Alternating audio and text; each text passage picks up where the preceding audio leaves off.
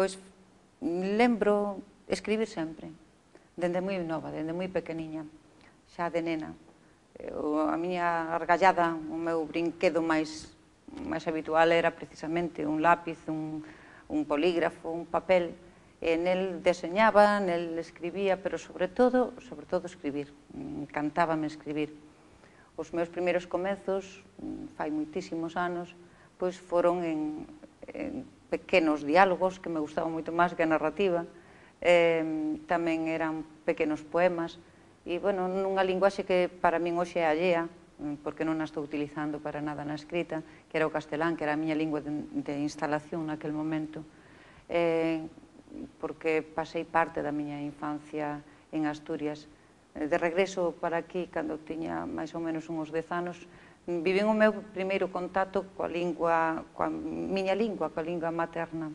Esa lingua deume un novo alento, algo distinto. Atopei algo que reatopeime con algo que pensaba que non existía, pero que estaba aí. E ese algo, pois,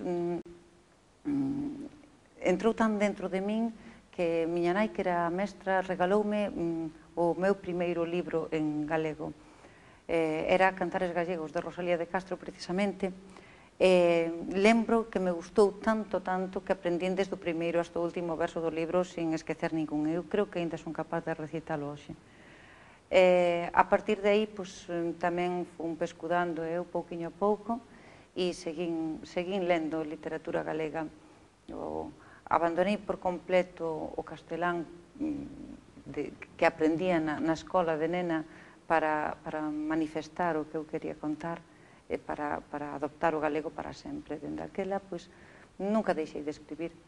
Na actualidade tamén o que me dedico é non só a escribir poesía, que é o que teño somente editado, senón tamén teatro.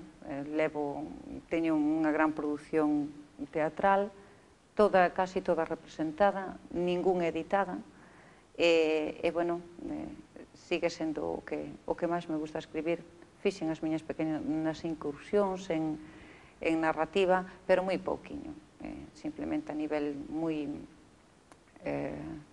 de andar pola casa, moi de utilizar na escola como mestra para contarles aos pequenos un conto introducindo unha canción e cousas así, pero eses contos me gusta escribilos, igual que o teatro que fan os pequenos tamén na escola. Me gusta máis escribilos eu que recurrir ao que xa está escrito.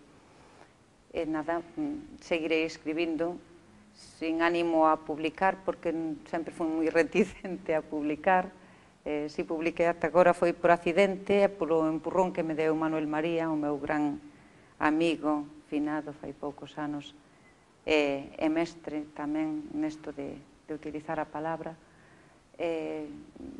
Seguirei escribindo sempre. É a miña maneira de expresarme, a miña maneira de contar cousas, a miña maneira de pasalo ben tamén, evidentemente, sin ningún ánimo, senón de seguir expresando a miña vida e o pouco que poido ofrecer, pois, dese xeito.